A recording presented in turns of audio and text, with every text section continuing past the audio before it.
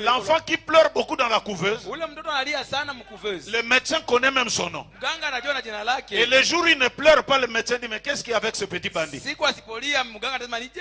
Branham dit, il faut provoquer Dieu. Parle. Toi tu te mets debout. Oh.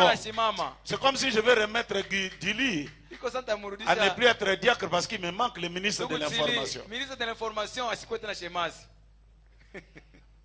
Juste pour clôturer ce que le pasteur a dit. Que quelqu'un dise je croirais. Non, pas cette fois-là. Je croirais. Frère Branham dit dans le 3e sceau, paragraphe 183, il dit, l'épouse n'a pas encore eu de réveil. L'épouse n'a pas encore eu de réveil. Voyez, il n'y a encore eu aucun réveil là. Parce qu'il n'y a aucune manifestation de Dieu pour éveiller l'épouse.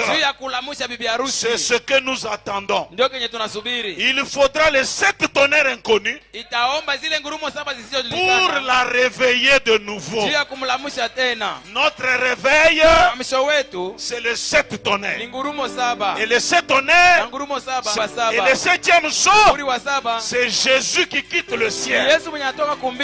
J'aimerais qu'un croyant dise un amen.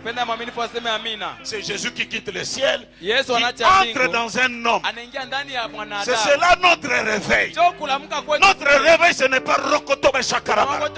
Ce n'est pas ça le réveil. Le réveil de l'épouse, c'est quand tu entres dans un homme, tu dis Seigneur, si tu entres en lui, quand l'aigle a vu son semblable, c'est ce qui a créé le réveil. Un aigle par terre, et un aigle en haut. Il a regardé, il dit, mais comment il a fait pour arriver là-bas? Alors qu'il a les ailes comme moi, il a le bec comme moi, mais comment il est arrivé là-bas?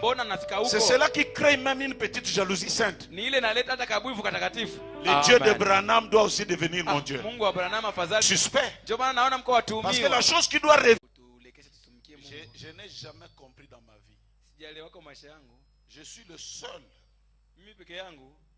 qu'on raconte des choses compliquées. Si on ne dit pas que je suis mort, si on ne dit pas que je suis empoisonné, si on ne dit pas qu'il fait de proches doctrines, si je ne comprends pas, frère. Pourquoi tout ceci? Et comme vous l'entendez, frère, quelqu'un qui a quitté l'église de Rouge-Gorge, ça fait 10 ans. Avec ses brebis à lui. Et un problème lui arrive là-bas. Il dit non, c'est l'Ifoko.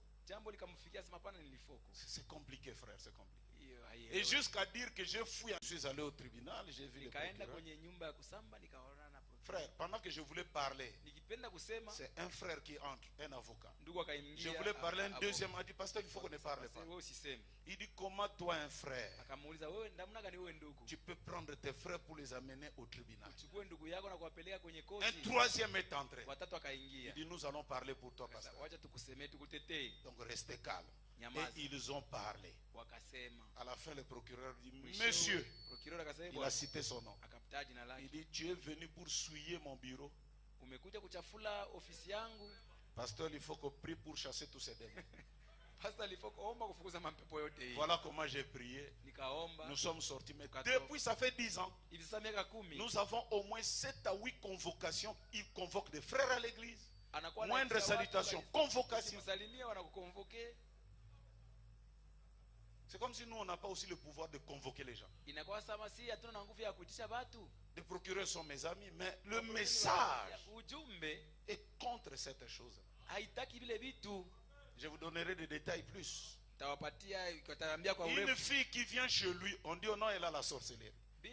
Dans son église, priant dans son église. À quelques 40 km de mon église. Il prie, la fille devient folle. Les parents disent, nous on t'a amené notre fille en bonne santé. Remettez-la en bonne santé. Oh non, c'est une sorcière avec l'Ifoko, ils sont venus. C'est pourquoi il y a eu le choc retour. Voilà comment moi je m'apprête à venir ici. C'est encore une autre convocation. Donc prenez ces choses-là, frère. À un certain moment, c'est de la distraction. Vous m'avez lu et moi je vous ai lu et nous nous connaissons. C'est compliqué, c'est compliqué. Et je bénis le Seigneur. Ça, je l'ai dit, ferme un peu la caméra là. Je bénis le Seigneur d'être Congolais de la RDC.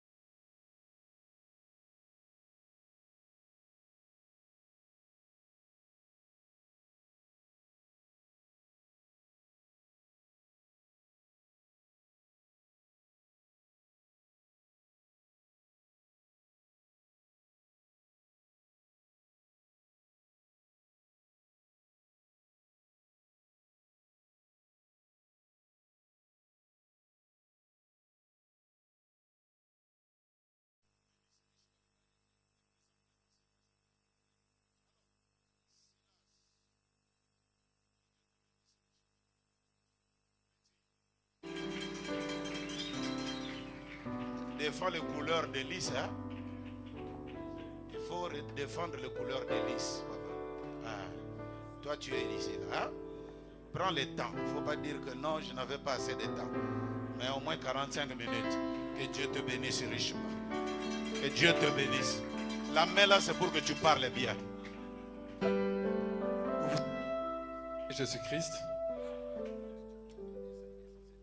je remercie d'abord mon papa pour la confiance et la considération qu'il vient de me faire. Amen. Que Dieu le bénisse très richement. Et je profite aussi pour les remercier d'une manière publique. Vous savez, ce n'est pas seulement parce qu'il me donne la chair, Mais Papa Life, c'est quelqu'un qui m'a beaucoup encadré dans les ministères. Papa Life ni muntu ananisaidia sana katika utumishi wangu. Peut-être beaucoup ne savent pas. Akose wengi hawajui. Ça fait beaucoup d'années miaka imepita que nous faisons des d'encadrement avec lui. Il y a des fois on le faisait même la nuit, vers tard, jusqu'à dans les 23h, voire même vers presque minuit.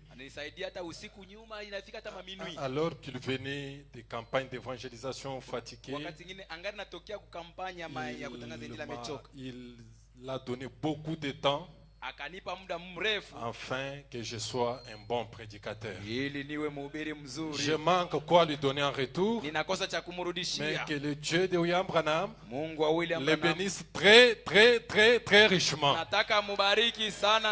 qu'il lui ajoute encore beaucoup de jours sur la terre et qu'il lui fasse toujours, qu'il soit toujours le maître de ses ennemis. Amen. Est-ce qu'on peut applaudir pour notre pasteur? Amen. Amen. Oh, c'est très merveilleux.